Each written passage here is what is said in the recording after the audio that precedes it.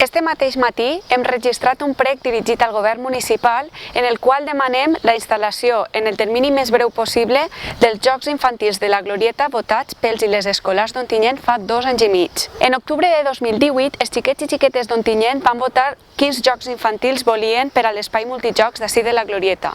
La iniciativa resultava positiva, ja que fomentava els valors de participació i democràcia, però malauradament la instal·lació dels jocs no s'ha executat. Pensem que més enllà dels canvis en el projecte de la Glorieta al llarg del temps, una actuació com esta, que és més senzilla i assequible que altres inversions urbanístiques, podria haver-se executat ja.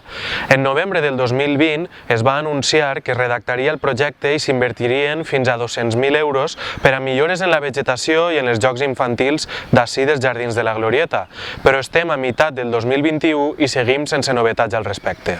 Esta situació ens preocupa perquè la inacció del govern municipal acaba sent un mal exemple i perjudicant l'esperit de participació i de foment dels valors democràtics que suposava la proposta.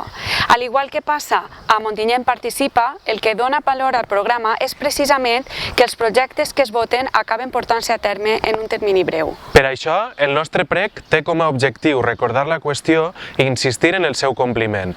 No podem permetre que una iniciativa que va implicar il·lusionar a l'alumnat acabe tenint l'efecte contrari i generant desafecció per el seu incompliment.